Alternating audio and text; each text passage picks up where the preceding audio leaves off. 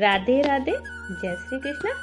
आज जो मैं आपके लिए कहानी लेकर आई हूँ, इसे सुनने के बाद भक्ति में विश्वास आपका और भी ज्यादा बढ़ जाएगा। एक गांव में एक बूढ़ी माई रहती थी। माई का आगे पीछे कोई नहीं था, इसलिए बूढ़ी माई बेचारी अकेली रहती थी। एक दिन उस गांव में एक साधु महाराज आए। बूढ़ी माई ने साधु महाराज का बहुत ही प्रेम पूर्वक आदर सत्कार किया।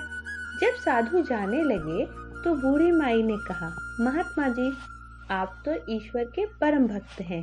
कृपया करके मुझे ऐसा आशीर्वाद दीजिए जिससे मेरा अकेलापन दूर हो जाए। अकेले रह रहकर मैं अब ऊब चुकी हूँ। साधु जी मुस्कुराए और उन्होंने अपनी झोली में से एक बाल गोपाल निकालकर बुढ़िया माई को देते हुए कहा, माई, ये लो आपका बालक। इसका अपने बच्चे की तरह प्रेम पूर्वक लालन पालन करती रहना। बुढ़िया माई बड़े लाड प्यार से ठाकुर जी का लालन पालन करने लगी। एक दिन गांव के कुछ शरारती बच्चों ने देखा कि माई मूर्ति को अपने बच्चे की तरह लाड कर रही है। नटखट बच्चों को माई से हंसी मजाक करने की सूझी। उन्होंने माई से कहा, अरे मैया सुन, आज गांव में जंगल से एक भेड़िया घुस आया है जो छोटे बच्चों को उठाकर ले जाता है और मारकर खा जाता है। तू अपने लाल का ख्याल रखना, कहीं भेड़िया इसे उठाकर ना ले जाए। बुढ़िया माई ने अपने बाल गोपाल को उसी समय कुटिया में विराजमान किया और स्वयं लाठी लेकर दरवाजे पर पहरा लगाने लगी। अपने लाल को भेड़िए से बचाने के लिए बुढ़िया माई भूखी प्यासी दरवाजे पर पहरा देती रही। पहरा देते देते एक दिन बीता, फिर दूसरा दिन बीता, तीसरा, चौथा और पांचवा दिन बीत गया।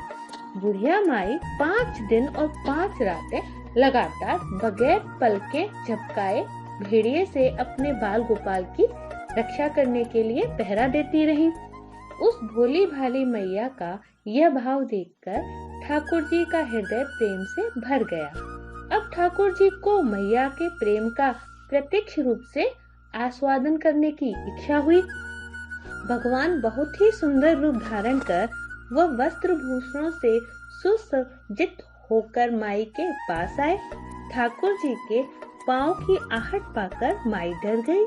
कहीं दुष्ट भेड़िया तो नहीं आ गया मेरे लाल को उठाने। माई ने लाठी उठाई और भेड़िए को भगाने के लिए उठ खड़ी हुई। तब श्याम सुंदर ने कहा, मैया, मैं हूँ, मैं तेरा वही बालक हूँ जिसकी तुम रक्षा करती हो। माई ने कहा, क्या? चल हट, तेरे जैसे बहुत देखे हैं, तेरे जैसे सैकड़ों अपने लाल पर न्यौछावर कर दूं। अब ऐसे मत कहियो, चल भाग जा यहाँ से। ठाकुर जी मैया के इस भाव और प्यार को देखकर बहुत ही ज्यादा प्रसन्न हो गए। ठाकुर जी मैया से बोले, अरे मेरी भोली भाली मैया, मैं त्रिलोकीनाथ भगवान हूँ, मुझसे जो चाहे वर मांग ले, मैं तेरी भक्ति से प्रसन्न हूँ। बुढ़िया माई ने कहा, अच्छा आप भगवान हो, मैं आपको 100 प्रणाम करती हूँ।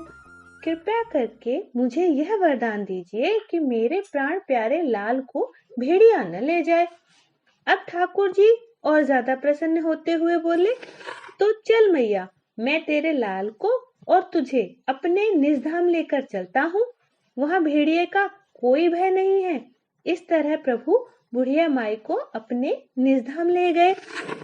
इस कहानी से यही शिक्षा मिलती है कि हमें अपने अंदर बैठे ईश्वरीय अंश की काम, क्रोध, लोभ, मोह और अहंकार रूपी भेड़ियों से रक्षा करनी चाहिए। जब हम पूरी तरह से तन्मय होकर अपनी पवित्रता और शांति की रक्षा करते हैं तो एक न एक दिन ईश्वर हमें दर्शन जरूर देते हैं। भगवान को पाने का सबसे सरल मार्ग है भगवान को प्रेम करो, निष्काम प्रेम करो, जैसे बुढ़िया माई ने किया था। अगर आपको ये कहानी अच्छी लगी हो तो कमेंट बॉक्स में हमें राधे राधे जरूर लिखिएगा। आपका दिन शुभ हो। धन्यवाद।